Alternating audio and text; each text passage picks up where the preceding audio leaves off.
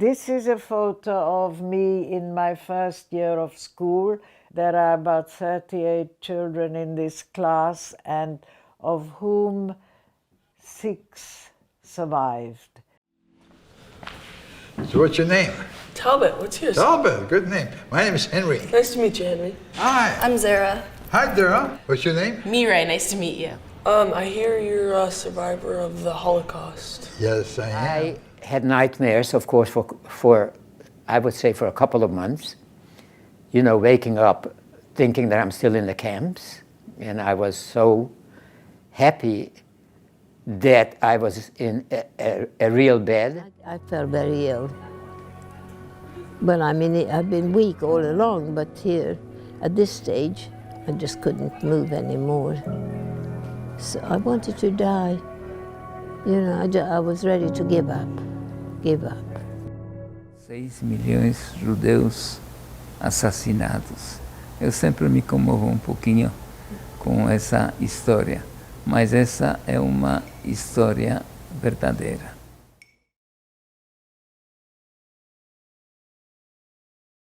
My name is Lydia Tischler. I am 88 years old.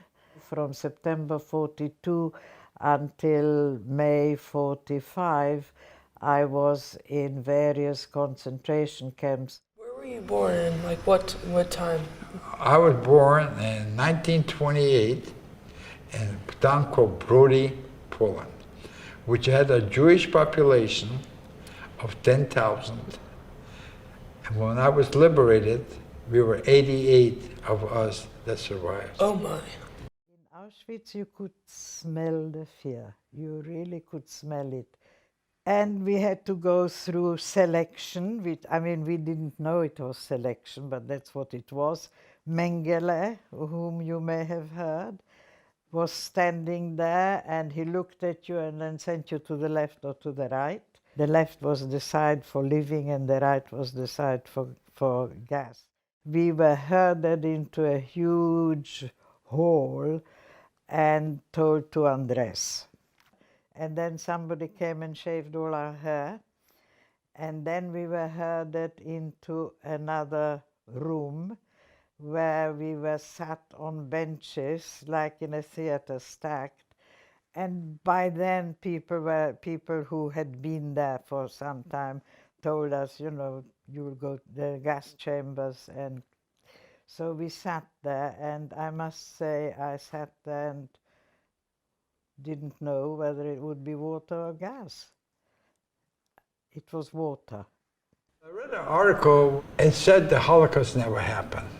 Right. And I said, if the Holocaust didn't happen, what happened to all my relatives? I decided I couldn't be silent any longer. Usually when people have to deny something, it's because they have to deny something because he's a nasty man and he doesn't want to feel nasty, so he has to deny that anybody, you know, he perhaps would have liked to do it himself.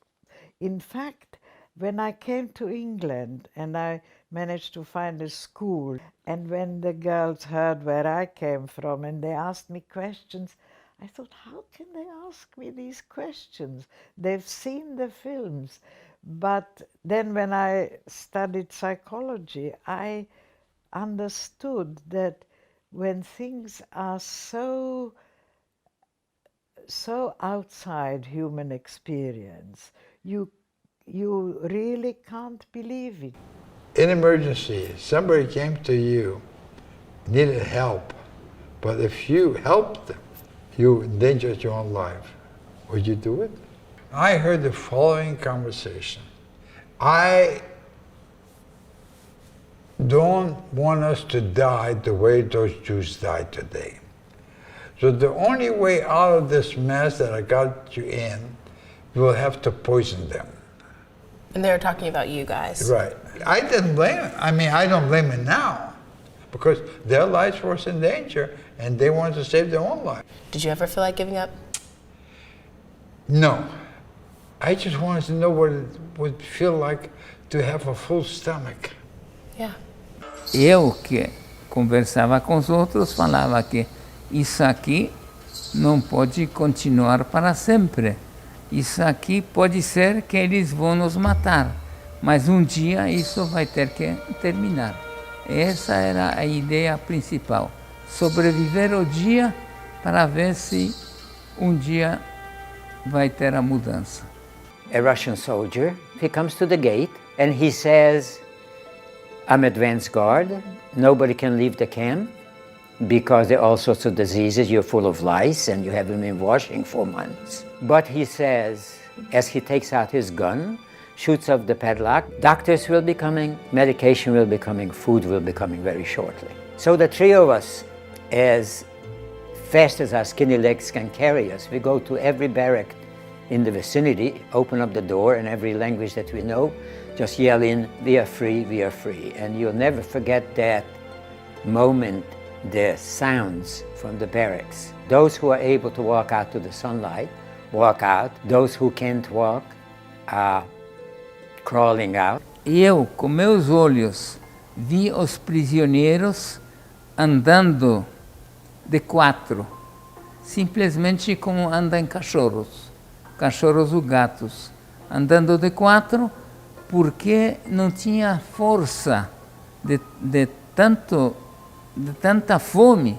E eu fiquei lá até o último dia da guerra. No dia seguinte, alguém estava já correndo e gritando: portões abertos, não tem mais guarda, somos livres. Assim era o último dia meu dentro do campo de concentração.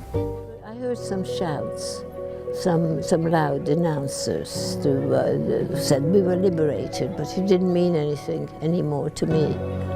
And those who were able to walk, I could see that they went to the food, where the food was stored, and gorged themselves. Many died because we were starving, you know.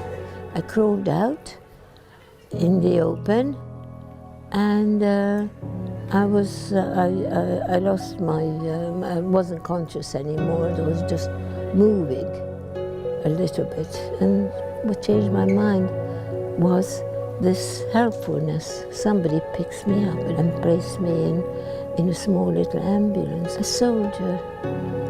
And I thought, gosh, you mean kindness still survived? We must remember it with a strong commitment, with a strong resolution that we will do what we can to actually to counteract any form of racism, any form of anti-Semitism. Nothing like that is acceptable, because we know now from experience what can take place. Do you think something like the Holocaust could ever happen again? You don't have to wait. Look, we have had many genocides since the Holocaust. Yes, it can happen. It's up to us to prevent it. The best way to remember it would be if people could learn from this experience so that it's not repeated. And in fact, it's something that I've never felt that I needed to revenge myself. I also haven't felt a victim. They didn't succeed in making me a victim. I'm a survivor, which is something very different. I actually believe that people are born, well, they're born neither good nor bad, and that the badness is something that is the way that one is treated as a child. That, you know, if you're treated well as a child, you can't become a Hitler. Because I go into one of the bungalows and I open up the closet, the clothing in there, open up the pantry, food. And then I go into the bathroom and I turn on the water, hot water, fluffy towels, shampoo, soap I haven't seen for a year. I make a little victory dance on my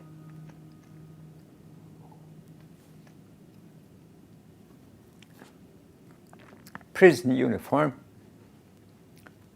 get in there and take my first hot shower in a year. It's wonderful.